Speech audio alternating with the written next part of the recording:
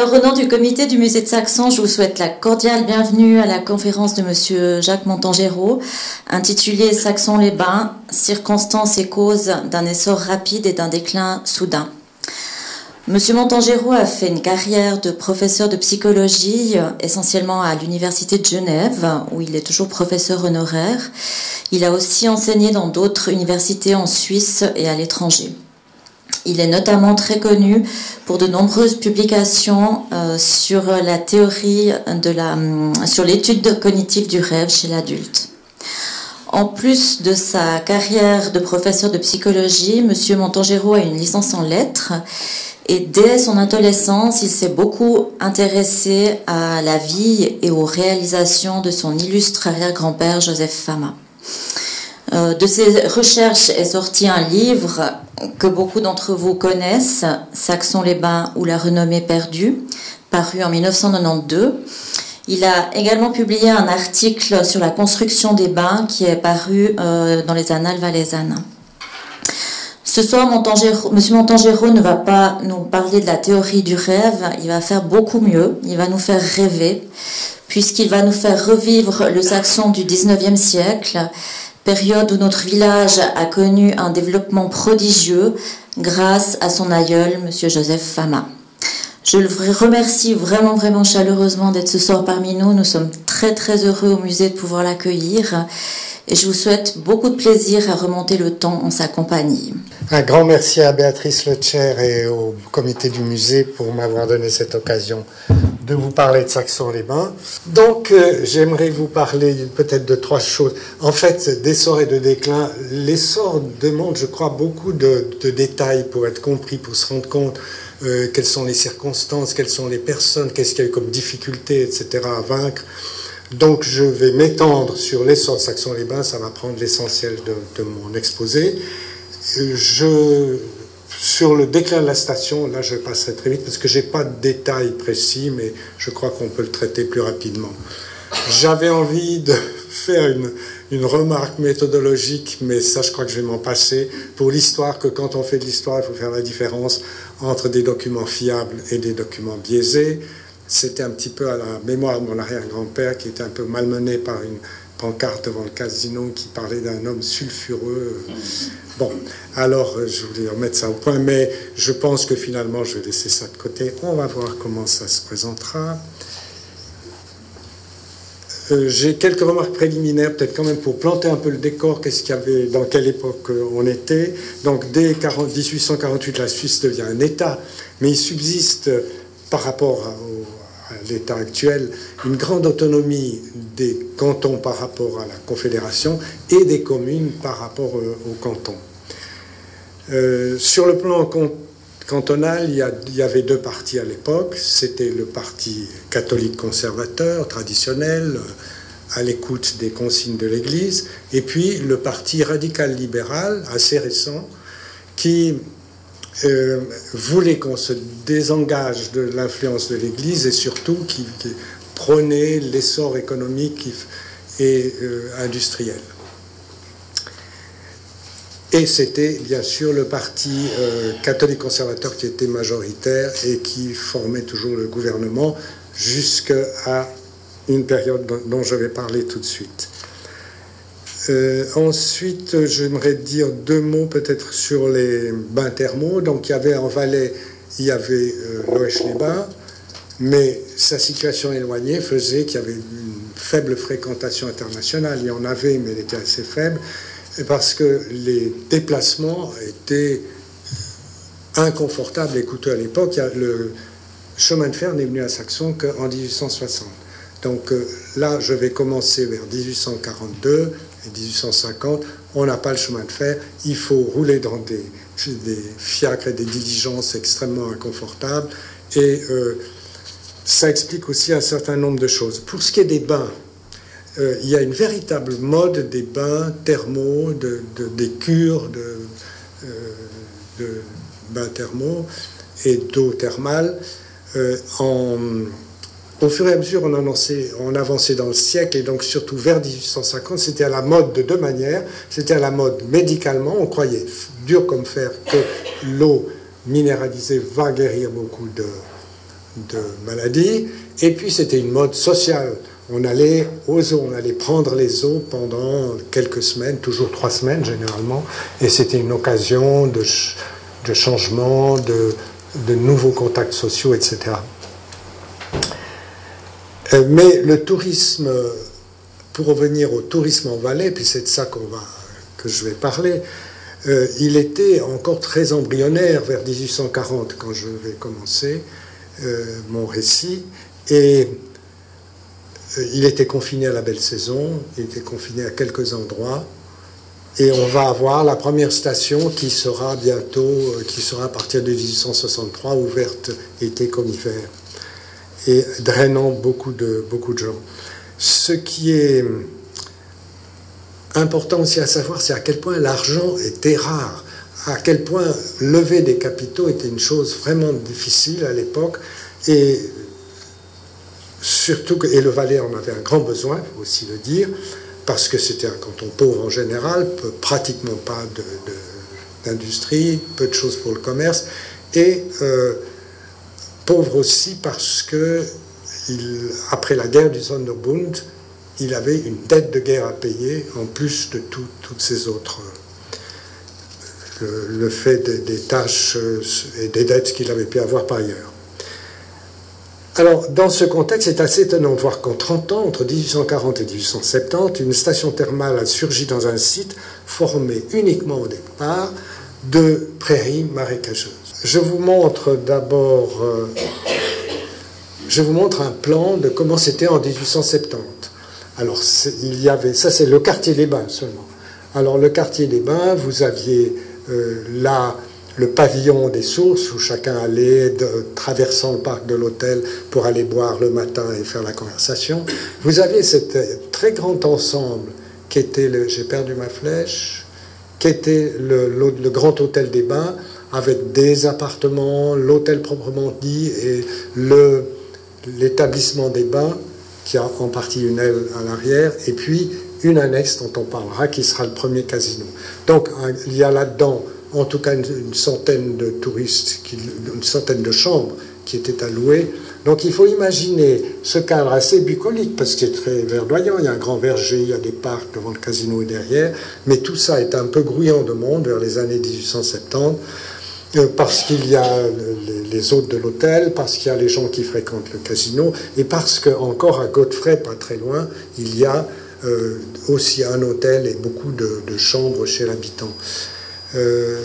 Voilà, ça c'est donc 1870. Et si on va plus loin, alors ici il y a les deux premiers, en 1842 est construit l'hôtel des Bains à gauche et puis l'établissement des Bains à droite, mais en 40, là où je commence, il faut imaginer qu'avec ce petit pavillon, je vous expliquerai pourquoi il est construit là, il y avait ce petit pavillon et tout le reste du site qui sera le quartier des Bains, c'était que ces prairies marécageuses avec quelques vaches qui paissaient de temps en temps.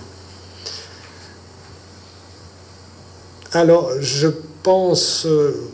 non, je ferai cette remarque après, à propos des casinos. Mais il faut quand même savoir, puisqu'on va parler aussi de la création d'un casino, que l'opinion publique est devenue progressivement très hostile aux casinos au XIXe siècle. Vers 1850, on fermait des casinos. On fermait Sudex-les-Bains, on fermait beaucoup de casinos en France au Second Empire et ailleurs aussi.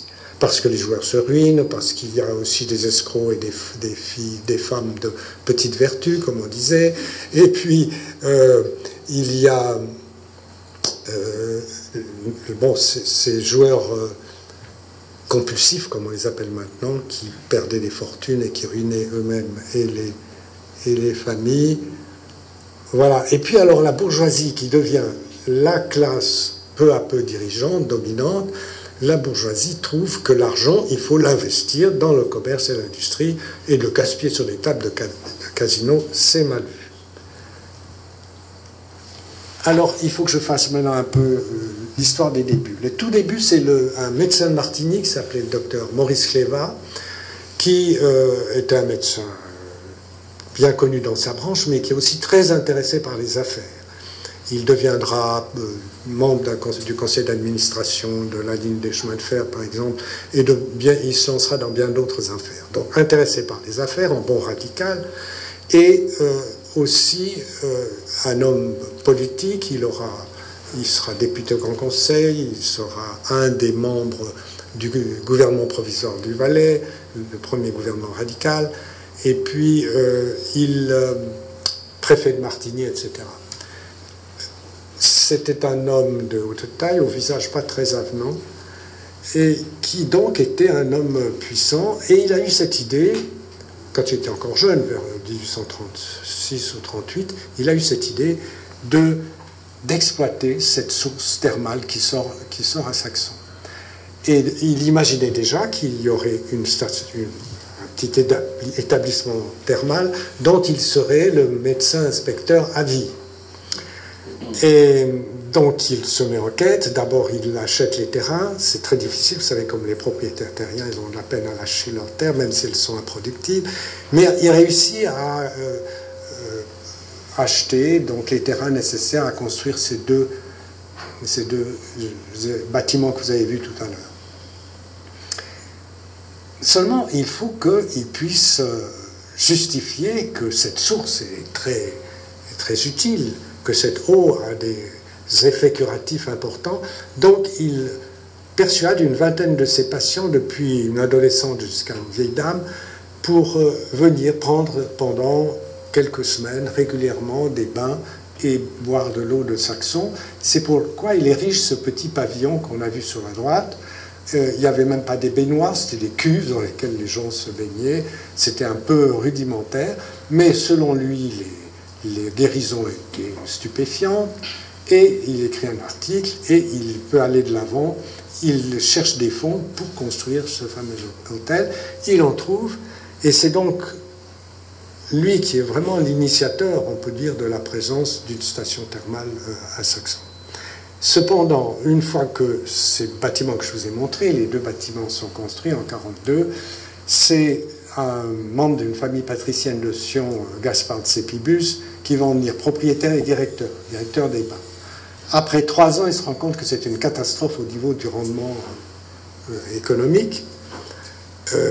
On ne s'étonne pas trop quand on pense que c'était juste un petit bâtiment dans un lieu saxon que personne ne connaissait en dehors du Valais, qui était planté au milieu de prairies marécageuses infestées de moustiques le soir venu, battu par des vents réguliers entre 11h et 17h, difficile à atteindre, etc. Donc, je ne veux pas dépeindre une image de Saxon trop négative, mais enfin, ce n'était pas formidable comme situation.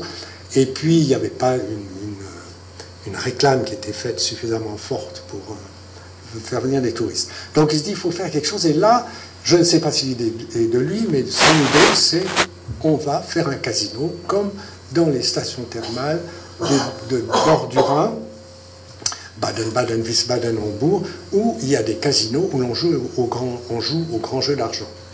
Donc il demande à la commune, tout de go, est-ce que vous pouvez me donner une concession pour tenir des jeux d'argent comme dans les Outre-Rhin, on disait à l'époque. L'Allemagne d'ailleurs n'existait pas encore comme nation encore à ce moment-là.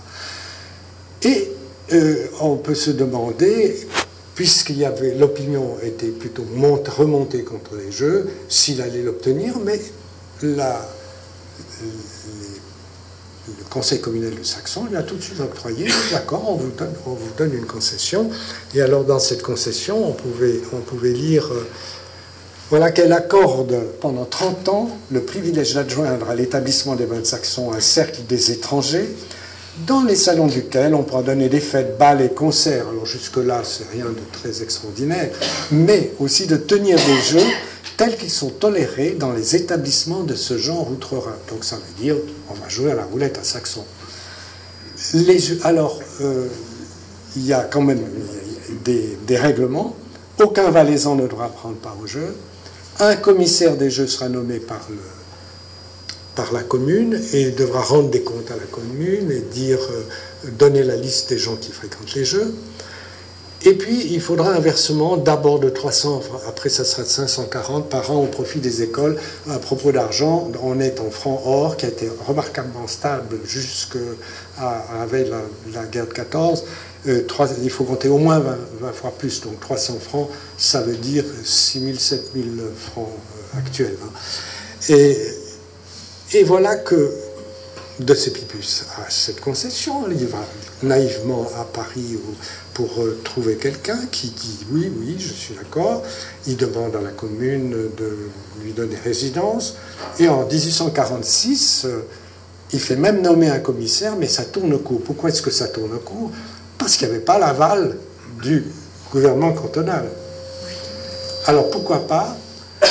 Parce que le gouvernement aurait certainement dit non, pour la bonne raison qu'il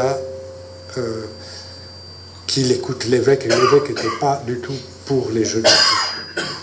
Donc déjà le gouvernement était... Et puis le gouvernement s'entendait mal avec la commune de Saxon, qui était considérée comme frondeuse, difficile, etc. Donc voilà que ça tourne court. Mais une autre raison pour laquelle ça tourne court, c'est l'argent qu'il faut avoir en réserve pour lancer des jeux. Alors là, je vous donne... En fait, à la roulette, il y a une grande partie de ce qui va sur la table qui revient aux joueurs. C'est pourquoi les gens, ils voient tout le temps quelqu'un en train de gagner. On gagne beaucoup à la roulette, on gagne le 97% de ce qui passe sur la roulette. Il n'y a que pas tout à fait 3% de bénéfices, bon an, mal an. Mais ça fait quand même des sommes énormes perdues ou gagnées. Et donc, je vous ai dit ce qu'était le gain du présent, mais bon an, mal an, ça veut dire que la banque peut sauter. Il y a une lettre de Joseph Fama, son fils aîné de 1869, qui dit la banque du casino saute continuellement depuis 3 semaines. Donc, ça arrivait comme ça. C'était à ce moment-là au propriétaire du casino de mettre de l'argent sur la table pour pouvoir payer les gains. Ce capital de roulement, bon là j'ai pris en 1869, il y aura 3 tables de roulette à ce moment-là, donc il en faut pas mal. Eh bien c'était 120 000 francs, donc toujours de nouveau environ 3 millions d'argent qu'il faut avoir là, prêt à injecter. Et ça certainement le capitaine de Cépibus n'avait pas cette possibilité. Il y a eu, Saxon doit beaucoup de son développement ultérieur aux conséquences de la guerre du Sonderbund qui a opposé les cantons catholiques aux cantons protestants. Cette guerre civile qui n'a pratiquement pas fait de dégâts, mais que les protestants ont gagné. Et les protestants ont gagné, et qu'est-ce qu'ils vont faire? Ils vont nommer un gouvernement provisoire et choisissent des radicaux. Donc la petite minorité radicale, un peu contestatrice, c'est elle qui va être le gouvernement cantonal chargé de faire une nouvelle constitution. Ça c'est déjà une chose, mais les radicaux, je vous ai dit, ils étaient là pour encourager le commerce et l'industrie, c'était une première chose, et ce gouvernement comportait le docteur Cléva. Donc vous pensez bien que les gens, la commune de Saxon se dit, et M. de Cépibus, avec eux on peut essayer. Et ils envoient une lettre dans un style fleuri où on dit que, bien sûr, à côté de la rose, il y a les épines, mais on a pris les mesures qu'il faut pour limiter les dégâts, etc. Et ils envoient cette lettre, c'est vers la fin décembre. 3 semaines après, ils ont l'aval du gouvernement. Mais ils ont l'aval, il faut bien le lire, il manque l'expression outre-Rhin. C'est-à-dire que dans la concession qui a été accordée, c'est donne le privilège de tenir des jeux tels que les jeux seront tolérés, des jeux tels qu'ils se jouent dans des établissements de ce genre. Mais pas un mot, les établissements outre-Rhin. Autrement dit, il y a peut-être eu une interprétation qui était erronée, qui a fait que Saxon a pu avoir la roulette et a pu se développer. Mais par ailleurs, le fait de devoir nommer un commissaire, de prendre toutes ces mesures, d'interdire aux Valaisans, semblait quand même montrer que c'était plutôt des grands jeux d'argent. Alors, je ne sais plus. L'autre fait que j'ai mentionné tout à l'heure, c'est que le gouvernement devait payer une dette de guerre, donc tout ce qui pouvait éventuellement développer l'économie à ce moment-là, surtout vu par des radicaux, c'était accepté, donc la concession a été avalisée. Voilà. Là, j'ai fait un saut en avant. Parce que Gaspard de Sébibus, il ne veut plus recommencer, il veut chercher un repreneur, il va vendre les établissements, il vendra par la concession, ça va lui faire un bénéfice. Et ce repreneur ne va arriver qu'après 4 ans. C'est un émigré italien qui est arrivé âgé de 36 ans, qui arrive à Martigny.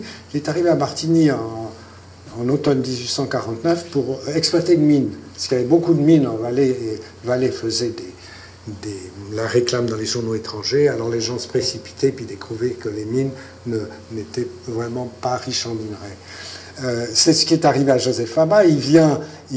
Très prudemment, il loue une mine de charbon avant de l'acheter, et puis s'aperçoit que c'est pas rentable. Et de toute façon, faire casser du caillou, c'est pas exactement ce qu'il trouve très intéressant. Alors il entend parler de cet établissement thermal qui est à vendre, avec peut-être cette possibilité de tenir des jeux qui fourniront des capitaux pour la développer, parce que lui, son but, c'était de pouvoir transformer un établissement mal situé, assez sommairement présenté, en une station thermale véritable. Et quand on lit dans des livres qu'il a sauté sur l'occasion de pouvoir avoir un casino, ce n'était pas le casino qui l'intéressait au premier plan. Alors voilà que il n'a pas l'argent qui lui permettrait à la fois d'acheter les bains et puis de faire des transformations. Parce qu'il a cette idée, à peine je mets les pieds là, je veux agrandir et embellir les choses. Alors, il fait un arrangement, et pour ça, il était très astucieux aussi. Il n'avait pas l'argent pour le faire, il va trouver. Il dit, je vais vous louer l'hôtel pendant une année, j'arrive en 52, avec les capitaux qu'il avait, il allait transformer, faire des transformations importantes, et puis il faisait une promesse d'achat pour l'année suivante. Et alors voilà ce qu'il fait au bain. Donc, vous vous souvenez qu'au début, on a que l'hôtel et les bains, et là-dessus, il les relie par une galerie couverte et un escalier qui descend directement. Donc vous avez, les gens pouvaient même aller en robe de chambre avec ça, prendre les bains, descendre, prendre la galerie, et ils arrivaient au bain, tandis qu'avant il fallait sortir dans la bise saxonnaise. Bon. Et ça, c'est une première chose, un premier confort. Et ensuite, il est convaincu, il a compris que les cures thermales, elles ont surtout beaucoup d'effets quand les gens sont distraits. Il ne faut surtout pas qu'ils s'ennuient. Donc, il va construire une salle de bal et de jeu, qui est cette salle-là. Alors, au niveau architectural, c'est le degré 0 de l'architecture, à mon avis, mais dedans, elle était très belle. Cette partie-là, il y avait vraiment, elle était décorée, très bien décorée et très belle. Et ça sera le premier casino, en fait. Alors, qu'est-ce qu'il y a ensuite? Le bâtiment entre les deux, c'est pour, de nouveau, je trouve plus naturellement, j'ai pas ma... Voilà. Ça, ce bâtiment-là au milieu, si j'arrive, c'est aussi une galerie pour permettre aux hôtes de l'hôtel d'aller dans cette salle de bal et de jeu. Et puis, une fois qu'il a ça, il faut encore lancer les jeux pour pouvoir développer la station. Alors, il rachète la concession. Il rachète la concession, il n'a pas assez d'argent là parce qu'il a mis beaucoup d'argent là-dedans. Et c'est un propriétaire de mine qu'il avait rencontré, un Allemand, un Prussien, qui s'appelait Adolf Hossent, qui dit, ben d'accord, je verse la moitié des capitaux nécessaires, mais je les veux en retour d'ici 2 ans, avec intérêt bien entendu. Donc il rachète avec Hossent, et puis tout de suite il cherche un directeur de jeu, parce que ce qu'il veut, c'est pas avoir lui-même à s'occuper de ses jeux.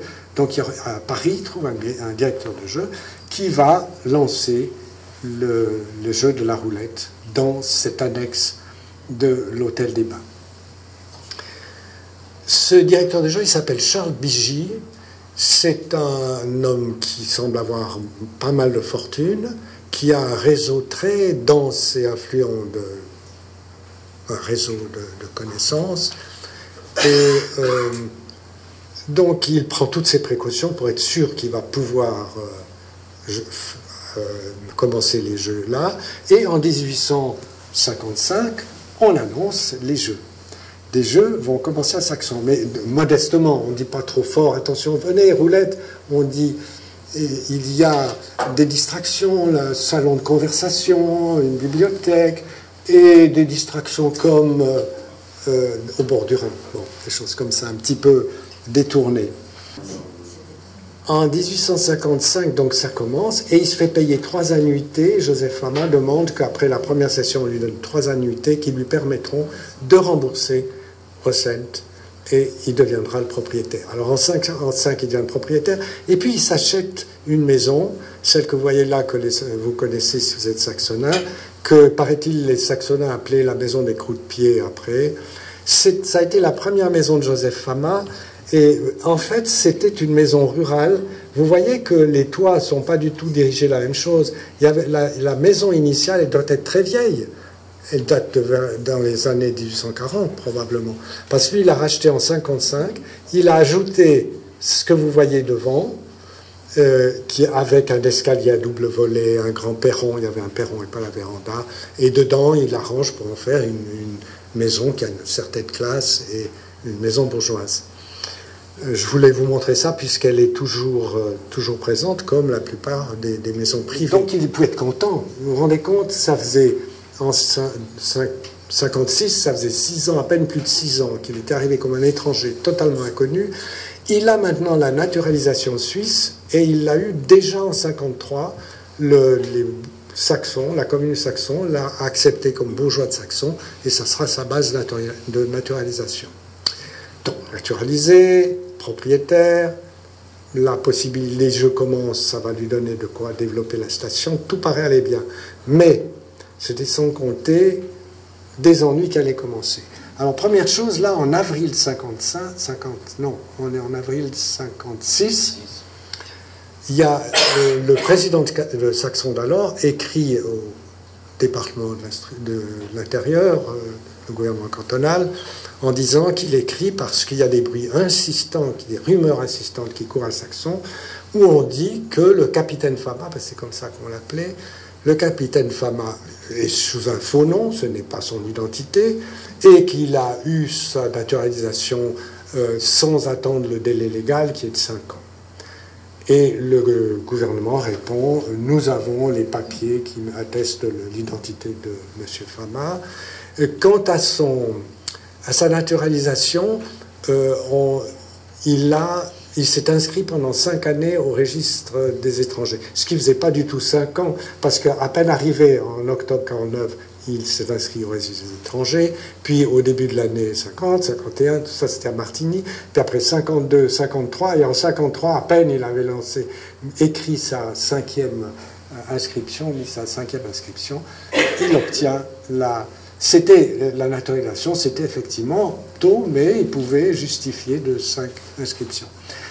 Alors c'était quand même un peu désagréable et qu'on ait essayé de le faire. Mais c'est qu'il n'y a pas que ça qui lui arrive comme ennui. Il y a que ce Charles Bigy, le locataire des jeux, de la concession, lui fait un procès parce qu'il lui demande à la fin 55, il dit « Ah bon, ça va bien ici, eh ben, je vais acheter les établissements. » Fama dit « Moi, je n'ai pas l'intention de vendre. » Et Bigy lui fait un procès pour le contraindre à lui vendre cela. Et finalement, il va perdre ce procès, mais ça prendra 2 ans. En 57, le jugement du procès arrive. C'est Fama qui gagne. On ne veut pas laisser Bigy acheter les établissements, sous différents prétextes. Alors Bigy, cette fois-ci, c'était parce que qui avait lancé cette rumeur? C'était ça qu'il faut dire, la rumeur de la fausse identité, etc.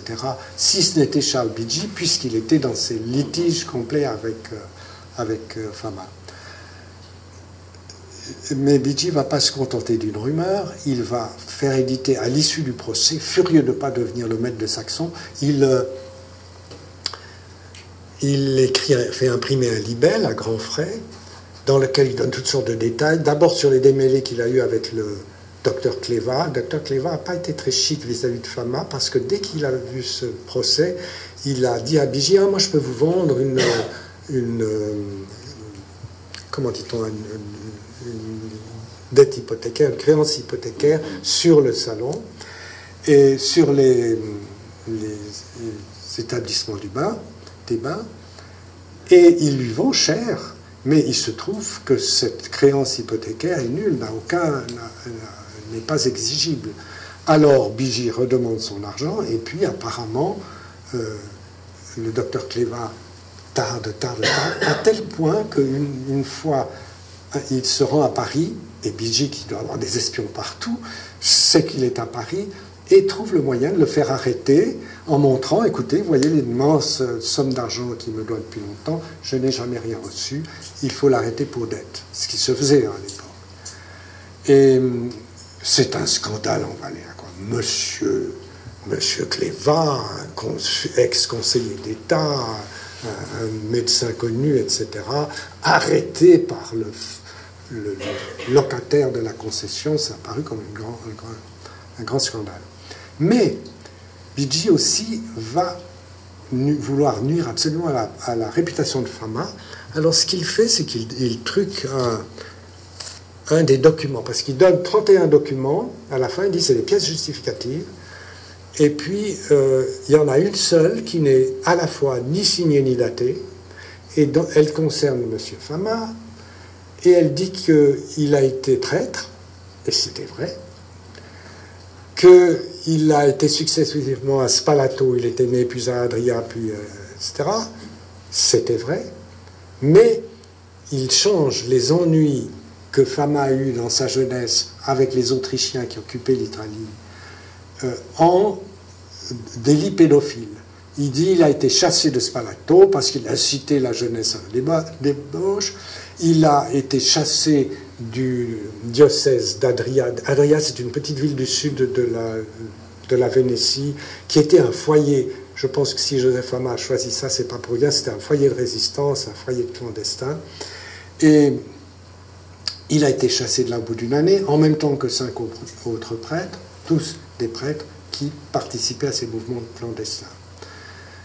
Donc pour comprendre ça, il faut voir un peu quelle était la situation en Italie. Et alors, Adria, soi-disant, alors Adria, et Bigi Park dans le libelle, il avait une relation avec une petite fille, c'est pour ça qu'il a été chassé. Alors moi j'ai demandé à l'époque d'écrire le livre là, aux archives de l'Église, d'avoir, est-ce qu'ils avaient des documents concernant un Giuseppe Fama de l'époque, et oui, ils en avaient, et c'était entre autres une lettre de l'évêque qu'il avait chassé, et que l'évêque écrivait aux délégués autrichiens, parce que la Vénétie, la Lombardie, étaient occupées par les Autrichiens. Alors, dans cette lettre, l'évêque dit qu'effectivement, il a chassé pour motif grave. Alors là, il faut quand même que je dise une chose générale, c'est que le haut clergé italien qui était en Vénétie et Lombardie, par qui était-il nommé? Par les Autrichiens. C'était un décret impérial qui disait, par exemple, moi j'ai vu sur le registre des prêtres, on dit par décret impérial de telle date, donc l'empereur d'Autriche. Et les évêques qui avaient du pouvoir et un train de vie important, grâce aux Autrichiens, forcément, ils faisaient aussi, comme les Autrichiens, une chasse acharnée à ces membres de ce qu'on appelait le mouvement libéral italien. Pour définir le mouvement libéral, il y a un livre qui a dû certainement être acheté par Joseph Fama, qui date de 1852, qui est dans la bibliothèque Fama, qui... je vais naturellement pas tomber dessus. Un livre qui dit, dans les années 1840, l'Italie était en effervescence, divers mouvements clandestins préparaient la révolution, qui voulaient 3 choses. Chasser les occupants hors d'Italie, abattre les régimes autocratiques, donc non démocratiques, et unifier l'Italie. Alors ça, c'était vraiment le credo des libéraux. Et toute la jeunesse était là. Et c'est pas étonnant que Joseph Fama, qui a fait ses études quand il avait 25 ans à Padoue, il a baigné aussi dans ces mouvements-là. Et donc, à Spalato, ce qui s'est probablement passé, c'est que comme il était professeur de littérature, il profitait pour parler des textes sur la République, des textes sur l'importance d'avoir une unification d'un pays, des textes sur le fait de devoir savoir chasser les étrangers, etc. Et c'est pour ça qu'il a dû partir. À Adria, il fréquentait des mouvements clandestins libéraux, et l'archiviste d'Adria, d'ailleurs de 1991, m'a confirmé que l'expression « pour motif grave » sans les préciser, ça voulait dire pour raison politique. Mais enfin, en principe, l'Église ne peut pas chasser des gens pour raison politique, car on disait juste pour raison grave. Bon, voilà, je voulais un petit peu expliquer cela, parce que justement, il y avait cette pancarte devant le casino qui, jusqu'il y a peu, parlait de Joseph Fama, un homme au passé sulfureux. Et probablement parce que quelqu'un a lu le pamphlet, le libelle de Bidji, et a pris ça pour de l'argent comptant. Bon, très rapidement maintenant... Oui, c'était ça que je voulais vous dire. Bon, je vous ai déjà dit... donc, juste pour préciser, il était né à Spalato. Actuellement, en Dalmatie, c'est Split, en Croatie. Il a fait ses études secondaires en interne à Venise, puis ses études universitaires à Padoue, et puis il a été ordonné prêtre en 1937, il était professeur de littérature. Et puis, donc à Adria, on a vu, et ensuite il va à Venise, et à Venise, il est pas mal reçu parce qu'on lui donne le droit d'enseigner, et on lui donne comme charge, ça j'ai trouvé aux archives de l'église à Venise, comme charge confesseur à San Marco. La basilique de San Marco, c'est quand même quelque chose d'un certain prestige. Et puis après ça, il est allé à Milan, qui bouillonnait, était sur le point de faire une république, jusqu'à ce qu'il entende dire qu'il allait être pris par les Autrichiens et ramené de force en Dalmatie. Alors un beau jour, il a traversé, un beau soir, il a traversé la frontière du Tessin, il a traversé la Suisse et est allé se réfugier à Paris, comme beaucoup d'exilés politiques italiens. Oui, je ne vais pas insister là-dessus, mais il y a des faits. Donc, il a participé aux 2 premières guerres d'indépendance, et il a dû, pour cela, bien sûr, jeter sa soutane en sortie. On n'a pas le droit de faire la guerre quand on est membre de l'Église. Et ça lui convenait probablement. Je crois qu'il avait envie de se marier, et puis ça tombait pas mal. Mais il a été le cofondateur, le co-organisateur et fondateur d'une légion de volontaires. Donc il va faire la guerre. Pourquoi? Puisqu'il n'a pas du tout la nécessité d'y aller, à cause de son idéal libéral. Donc je vous donne que ça, et puis je passe plus loin. Il a eu la visite, je vous rappelle, de Garibaldi à Saxon 20 ans plus tard, et Garibaldi était l'homme le plus connu d'Europe. Quand il arrivait à Paris ou à Londres, il y avait une foule qui allait le voir. Eh ben, il s'est arrêté 2 fois à Saxon. Parce qu'il allait à un congrès de la paix à Genève, et Joseph Fama a arrangé avec lui qu'il s'arrête. La première fois, c'était juste faire attendre son train le temps que la population de Saxon puisse l'admirer et l'applaudir.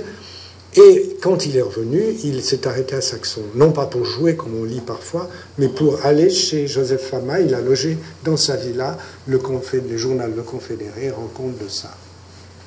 Donc Garibaldi, il venait pas voir un suborneur de petite fille, il venait voir quelqu'un qui avait fait les 2 guerres d'indépendance, comme lui, qui était un patriote italien. Bien, je continue. Voilà, une photo c'est la plus vieille photo qu'on ait. Je date de 58, après l'âge des enfants, mais je ne sais pas si à gauche il y a Adolphe Fama qui devait avoir à ce moment-là 5 ans. Je ne sais pas si vous pensez que ça peut être un enfant de 5 ou plus jeune. Il a encore un visage assez poupon. Et puis il y avait l'aîné Charles qui en 58 avait 7 ans. C'est peut-être probable. Et on voit Joseph et sa jeune femme. Qu'est-ce qui se passe après ces histoires de Bidji? Alors, Bidji envoie son libelle tous azimuts. Enfin, tous azimuts, je pense qu'il choisit précisément, mais c'est pour ça qu'il y en a dans les archives cantonales du Valais. Il en a envoyé au gouvernement. Et ça ne lui a pas nui. Il avait été nommé cette année 57 président du conseil communal de Saxon. Et il le sera pendant une vingtaine d'années. C'est pour dire que les gens n'ont pas cru au contenu de ce pamphlet. Alors Joseph va de l'avant, il est dégoûté des jeux, il dit maintenant je vais faire son jeu, il trouve à emprunter à la nouvelle banque cantonale du Valais qui vient d'être créée, et puis il agrandit de nouveau. Alors ça c'est un bidouillage sous mes ordres de mon fils qui n'est pas du tout photographe, mais enfin quand même bien voulu me faire ça, parce que toutes les gravures qu'on a du casino de l'époque, il y en a une de très connue qui est certainement au musée, j'ai pas le temps de regarder tout à l'heure, où il y a le bâtiment central de l'hôtel, puis 2 grandes ailes de côté. Ça n'a jamais été comme ça. Ce que Joseph a fait aussi, c'était comme on faisait au 19e, on rajoutait des choses à gauche, à droite. Alors, on rajoute sur la gauche, vous voyez là, il y a une nouvelle aile de 3 travées, et ça, ce sont des appartements très confortables parce qu'il y avait des hôtes qui aimaient venir avec leur famille, leurs domestiques. Au sous-sol, qu'est-ce qu'il y a? Il faut toujours faire quelque chose qui distrait les curistes, des salles de billard. L'hôtel, on le reconnaît. L'établissement des bains, on le reconnaît. Mais là, je ne suis pas très sûr. Il a peut-être un étage de plus à ce moment-là. Mais comme on n'a pas ni illustration, ni photo, je ne peux pas être sûr. Mais en tout cas, il est allongé jusqu'à toucher l'hôtel. Et puis, qu'est-ce qu'on va faire du casino? Le casino, donc vous vous souvenez, c'était cette dépendance. Alors, il décide de faire la salle à manger de l'hôtel.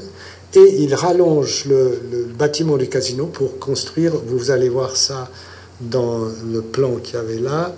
Donc là, il y avait l'hôtel est là, les nouveaux bâtiments, l'établissement des bains qui est agrandi, tout ce qui est assuré. Et puis au-delà de cette salle, sur laquelle c'est marqué casino dans le cadastre de Saxon de 1858, on rajoute les cuisines et finalement c'est très rare à l'époque. Les cuisines sont au sous-sol en principe. Mais là, avoir les cuisines à côté, ça fait un service rapide et chaud. Mais les gens doivent marcher. Enfin, il faut vraiment la promenade digestive en rentrant parce que ça prend certainement 5 minutes de se rendre à la salle à manger.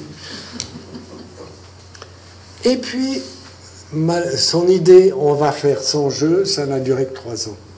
Parce qu'après, il s'est aperçu que la dette qu'il avait faite pour faire ses constructions et tous les autres projets qu'il avait, il ne pouvait pas les faire sans qu'il y ait des jeux qu'on ait les bénéfices d'un casino. Il fait construire alors le casino dans sa forme première, qui est le chalet. Et dans le casino actuel, vous avez toujours cette partie centrale qui est tout à fait intacte. C'est un joli chalet, c'est de jolies proportions. Dans la partie gauche, donc est, il y a la salle de jeu, il y a la roulette, il y a derrière, et puis là, des salons, un salon de conversation, un salon de lecture avec bibliothèque et des journaux de toutes les villes du monde, et puis il y a un petit café aussi. Donc, le casino ne sert pas qu'à jouer, sert aussi à distraire, parce que les curistes peuvent aller, s'ils veulent jouer, ils doivent s'inscrire au cercle des étrangers. Mais s'ils ne veulent pas jouer, ils peuvent aller fréquenter les autres salons. Alors, voilà le casino qui démarre. Une gravure de cette époque, je vous ai dit qu'il y en a, j'en ai pas trouvé une qui représente l'ensemble de l'hôtel. Mais là, vous voyez la nouvelle aile avec les appartements, l'hôtel. On se rend compte qu'il y a l'établissement des bains plus bas, puis c'est tout, c'est caché dans les arbres. Donc, il faut deviner le reste. Je continue. Une des attractions qui était originale à Saxon, c'était de proposer une excursion à la pierre à voir. Et les prospectus étaient assez mensongers. Excursion à la pierre à voir, montée en mulet en, je ne sais plus si c'était 3 heures ou pas, descente en 1/4 d'heure en traîneau. Alors il y avait de quoi prendre peur, parce que si vous descendez depuis la pierre à voir en traîneau. Alors pour rétablir la vérité, il faut voir qu'on montait par des mulets par là derrière, l'arbaret, je ne sais pas quoi. On s'arrêtait avec les mulets là où il y a eu pendant quelques années un petit hôtel. Et puis il continuait à pied. Pour rentrer, il revenait sur les mulets pendant un long moment jusqu'à chemin dessous. Et de là, il faisait cette descente en traîneau qui devait être à attraction assez rare et étonnante. Malheureusement, vous ne pouvez pas voir, c'est tellement petit, mais il y a une vignette en bas qui montre un traîneau avec des autoristes dessus. Mais je n'ai pas eu le temps de faire une version plus grande. Parmi les ennuis qu'a tiré le casino, il a été constamment menacé de fermeture. Alors voilà la liste. 1855, 3 mois avant que ça commence, un monsieur Wilhelm, probablement au Valaisan, écrit au Conseil fédéral et dit c'est un opprobre, c'est un scandale, il faut empêcher qu'un casino s'ouvre à Saxon. Le Conseil fédéral lui dit mais c'est pas de notre ressort, c'est du ressort cantonal, adressez-vous au gouvernement valaisan. Tout en déplorant qu'il va avoir des jeux à Saxon. En 1956, il y a un débat au Grand Conseil, parce qu'il y a une commission qui a dit mais la loi des finances du Valais interdit les jeux de hasard publics. Comment se fait-il que est-ce que Saxon est légal? Ce qui se passe à Saxon est légal. Et puis le président, le Conseil d'État qui a le département des finances et qui va devenir le chef du gouvernement pendant longtemps, Alexis Alette, voit très bien que si on peut développer un casino à Saxon, ça va enfin rapporter quelque chose dans les poches non seulement des Saxonnins, mais aussi de l'État valaisan. Et il arrive à faire en sorte que le vote est favorable à ce qu'on laisse, sous le prétexte, peut-être assez bon, que ce ne sont pas des jeux publics. C'est dans l'annexe d'un hôtel. Il faut s'inscrire au cercle des étrangers. Donc, ils doivent être exemptés. En 1963, c'est plus grave. C'est ce qu'on appelle un concordat intercantonal. Je pense que c'est plus maintenant dans la concession fédérale, mais ça permettait à tous les cantons, si tous les cantons s'entendaient au niveau cantonal, ils pouvaient, par exemple là, c'était pour supprimer les jeux et les loteries, ils pouvaient le faire. Alexis Alette, ça a dû être très convaincant parce qu'il va là, il leur dit, écoutez, d'abord, on a un besoin urgent d'argent. Il nous faut les rentrées de ce casino, enfin, les retombées qu'il y aura des rentrées du casino. Mais aussi, si nous supprimons les jeux, nous devons payer une indemnité. C'est l'État valaisan qui a donné une concession de 30 ans. Mais il n'y a plus que 14 ans et on vous promet que dans 14 ans, on ferme une fois pour toutes. Et ça marche, il a réussi à les convaincre. En tout cas, bon, il fallait de toute façon l'unanimité. En 1966, ça a l'air plus grave. Cette fois-ci, c'est à l'Assemblée fédérale qu'ils prennent des nouveaux articles, dont un article qui fait de jeux de hasard quelque chose qui est du ressort de la Confédération. Il y a un référendum contre ces articles. Il y a eu un suspense terrible au moment du vote, parce que le dépouillement était lent. D'abord, on a dit non, ça n'a pas passé, il y aura cette suppression après. Mais si ça a passé, et à peu de voix près, peu de cantons près, ça a été rejeté. Ouf, donc 66. Mais pendant toute l'année, là je me suis trompé, j'ai marqué année 69. Pendant les années 1860, il y a des polémiques constantes dans les journaux. Alors il y a des articles incendiaires en Valais du rédacteur du Confédéré, journal radical, qui dit il faut supprimer cette horreur de casino, c'est épouvantable, comment on peut... Enfin bref, incendiaire. Et il y a d'autres journaux qui répondent, soit qui abondent, soit qui prennent le contre-pied. Et puis un jour, un député au Grand Conseil valaisan dit, mais écoutez, toute cette polémique dans les journaux, c'est une mise en scène de M. Fama. Il est le principal bailleur de fonds du journal Le Confédéré. Et cette polémique fait que le nom de Saxon est maintenant sur les bouches de tout le monde, sur les lèvres de tout le monde en Valais et au-delà. Bon, alors, quoi qu'il en soit, en tout cas, il faut remarquer cette chose-là. Mais il y aura le couperet final. Le couperet final sera adopté en 1872, où il y a on prépare la nouvelle Constitution et on prépare article par article. En 72, la Constitution sera de 74. En 72, il y a un article qui supprime les jeux et dont on voit qu'il était uniquement adressé à Saxon, parce qu'il dit « Les maisons de jeux existantes seront fermées dans les 5 ans ». Alors, la seule maison de grand jeu d'argent légal, c'était saxon. Et pourquoi ce serait dans les 55 ans? C'était 1877, c'était l'échéance de la concession. C'est que les députés valaisans avaient fait tout ce qu'ils pouvaient pour faire admettre ça, d'attendre au moins jusqu'à fin 77. Donc voilà qui marque la fin. Ce qui est curieux, moi je pensais que ça avait été un coup dur peut-être pour Joseph Fama. Eh bien, je suis sûr qu'il a été soulagé, très soulagé de tous ces ennuis que donnaient ces difficultés du casino. Il en avait besoin et il a pu développer la station grâce à ça, mais franchement, en soi, c'était plutôt un ennui. En 69, donc, il change le casino qui devient maintenant inséré dans ces deux grandes ailes en maçonnerie qu'on connaît. À gauche, c'était la grande salle des jeux. Je vous en montrerai les photos intérieures, mais il y en a ici au musée. Il faut passer tranquillement au musée, on peut voir ça. Et puis là, ça a l'air de la même... L'aile droite a l'air symétrique, mais vue d'arrière, on voit qu'elle est beaucoup plus grande. C'était un théâtre. Alors, offrir, c'était la politique de Joseph Fama, gagner de l'argent, trouver de l'argent avec le casino, mais tout de suite en faire bénéficier les autres de Saxon.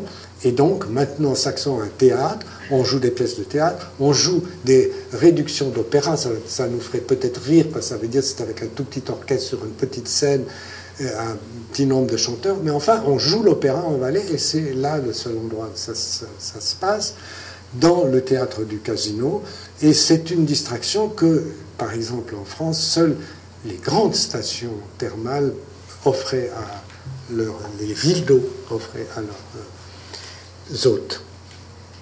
Voilà l'intérieur de la grande salle des jeux. Il faut vous admettre, évidemment, si c'était en couleur, ça serait plus frappant. Là, c'est un peu tristounet, mais vous voyez cet immense miroir. Le plafond est ornementé d'une manière très intéressante. Il reste quelques reliquats dans l'actuel casino si on fait la gymnastique pour aller voir. Vous voyez qu'il y a dans cette grande salle, ça c'est la salle S, donc direction ride, je veux dire. Et vous avez deux tables de roulettes parallèles. Il faut imaginer, il y a l'inventaire des meubles de Joseph Fama, donc je sais que le velours était vert. Je pourrais, au moins si on voulait coloriser ça, pourrait donner ce détail. Face à ce grand miroir, il y a cette paroi. Alors là, c'est encore pire comme photo parce que je n'avais qu'une photo qui était publiée dans un quotidien avec le gros grain des quotidiens. Mais on peut voir quand même.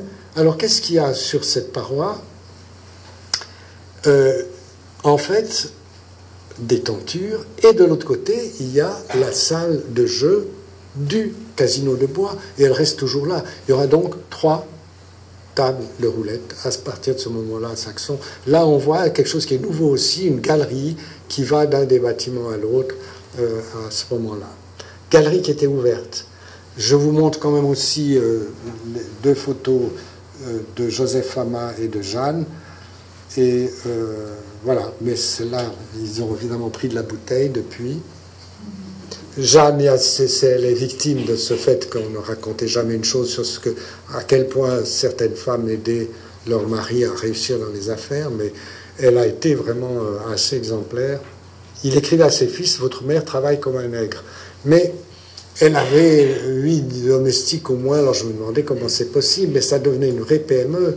Et quand vous avez tant de domestiques et tant de gens à recevoir, tant de choses à faire, et puis elle faisait beaucoup de bonnes œuvres. Mais je pense qu'elle gardait toujours un œil sur l'hôtel pour voir si c'était confortable, c'est bien. Alors l'hôtel, voilà comment il est devenu finalement, mais ça c'est après la fermeture des jeux. Après la fermeture des jeux, que faut-il faire? Il faut faire quelque chose pour attirer les gens, et c'est seulement à ce moment-là que Joseph Fama, et peut-être aussi son fils Charles, l'aîné, disent, mais on pourrait rehausser les bâtiments, parce que vous vous souvenez, vous avez toutes ces toits qui étaient comme ça, et là maintenant, vous avez des toits en ligne droite, il n'y a que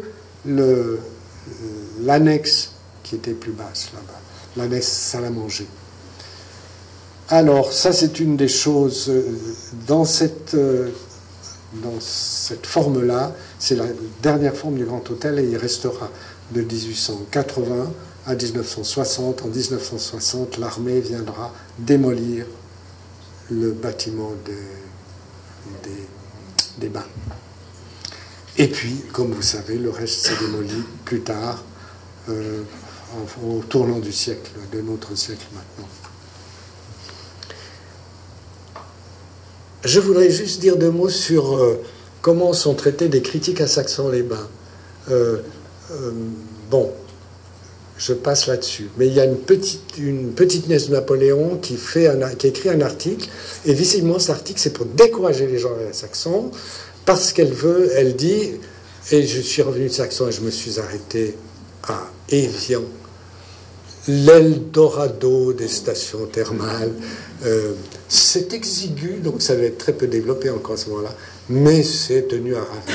Donc elle veut dissuader, mais ce qu'il y a quand même de très honnête pour elle, c'est qu'il y a des points positifs qu'elle ne cache pas. Elle dit le lieu est pittoresque, l'ascension de la pierre à voir est plus intéressante, le casino est élégant et confortablement installé, et puis elle parle de l'hôtel des Bains et elle met l'adjectif excellent devant.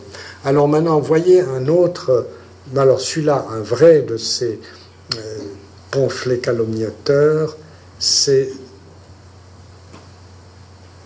un certain Chamberlain en 67.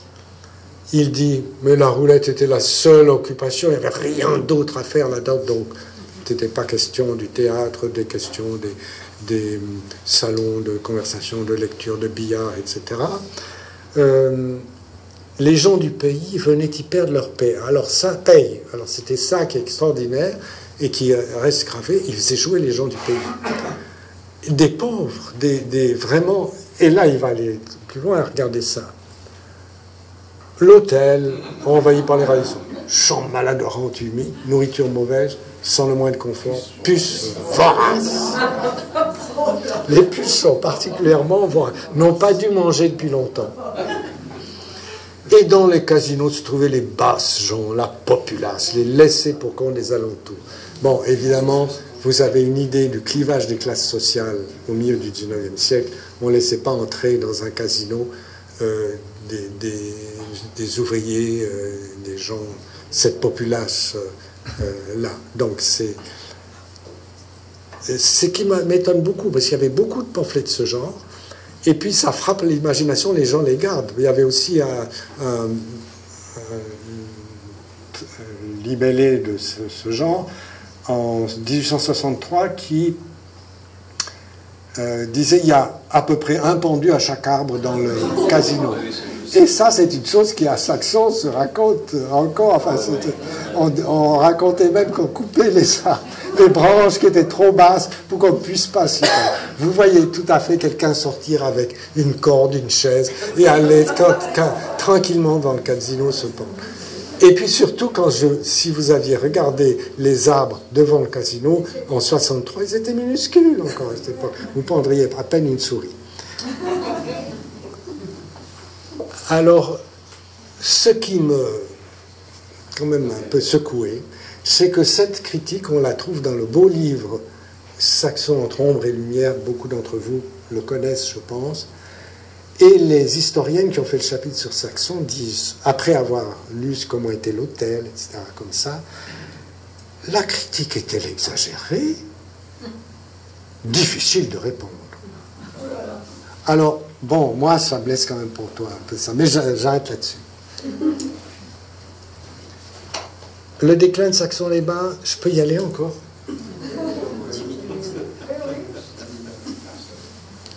Écoutez, il y a eu des efforts pour garder la clientèle. Dès 78, une nouvelle brochure qui disait, entre autres, alors maintenant, il y a un attrait de plus à Saxon, il n'y a plus le casino, il n'y a plus les jeux, il n'y a plus cette foule de gens un petit peu douteux, etc. Et puis, les bains ont été rééquipés. Ensuite, l'hôtel, c'est comme je vous l'ai montré, devient plus élégant. Et puis, malgré tout ça, ça ne marche pas très bien. Et en 1892, l'hôtel est redécoré, le casino est repeint. Il n'est pas maintenant en couleur, il a été repeint en 87 ou 90, aux couleurs qu'on a trouvées, qui c'est la dernière peinture, hein, celle de 92. Alors il est repeint. Il y a une nouvelle brochure sur Saxon, et une carte, et ça coûtait très cher. La famille Fama a fait éditer une carte au 25 millième de la région de Saxon pour les excursions, et puis un plan du quartier des Bains.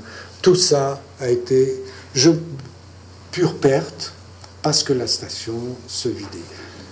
Toutes les stations moyennes et petites ont eu de la peine à la fin du 19e siècle. Donc ce n'était pas une exception. Mais là, il n'y avait plus Joseph Fama, il est mort en 82. Aucun de ses fils ne s'intéressait à cet hôtel. Le seul qui avait le talent d'entreprise, il a développé la fabrique de conserves alimentaires. Et bon, ben voilà, c'est allé à volo. D'autant plus que la famille Fama passait, par exemple, la plus grande partie de l'hiver, tout l'hiver et un peu plus, à Nice à partir de 1875. Et ça a été la fin de l'exploitation. Je pense que ces deux dates, d'ailleurs 92, c'était 10 ans après la mort de Joseph, donc je pense que c'est sa veuve qui a dit, mais ça fait 10 ans qu'il est mort, ça décline, faisons quelque chose. Mais ça a été pure perte. Et 97, c'est la mort de Jeanne Fama, et ses fils ont dit, bon, maintenant on ne garde plus cette chose qui devait être plus rentable du tout. Voilà, c'est drôle, c'est de voir une réussite telle et qui part en débâcle si rapidement, en 20 ans, c'est assez terrible. Ce que je voulais dire encore, c'est sur la générosité de Joseph Fama, c'est l'histoire du bis saxon. Ça, quand même, il faut que je rappelle deux mots. Le bis de Saxon, comme vous savez, donc les paysans se plaignaient dans les années 60 que leur terre était mal irriguée à partir du mois de juillet. Le torrent qui passe à côté du village était asséché. Et alors, il fallait faire un bis. Mais faisons un bis, oui, mais prends-nous l'eau. Au-dessus, il n'y a rien. Alors, il fallait un peu plus à l'est, un peu plus à l'est, jusqu'à Nanda, presque 32 km. C'était une folie, si on veut. Et ça coûtait extraordinairement cher. Et quand la commune de Saxon a dit voilà notre budget, puis on va faire un emprunt pour faire un bis, le gouvernement a dit non, c'est déraisonnable, on ne veut pas. Joseph Fama a répondu l'Assemblée communale est pour le bis et c'est un droit imprescriptible de l'Assemblée d'une commune que de prendre des décisions de ce genre. Nous irons de l'avant. Mais ils sont allés de l'avant avec quel argent? L'argent de Joseph Fama. Ça a coûté 170 000 francs de l'époque. Donc ça fait plusieurs millions, vous voyez maintenant. On lui a donné en compensation une forêt qui sera vendue 13 ans plus tard pour 40 000 francs or. Et puis l'exemption des impôts pour 10 ans. Mais tout ça faisait que le tiers de cette immense somme que Joseph Fama, parmi ses générosités, a eu. C'est aussi pour cela aussi que je m'insurge un peu quand ce qu'on raconte sur Joseph Fama, c'est de dire que c'est un homme au passé sulfureux. Non, c'était un bienfaiteur de Saxon. Bien, je m'arrête là-dessus. J'ai été bien assez long. Si vous avez des questions.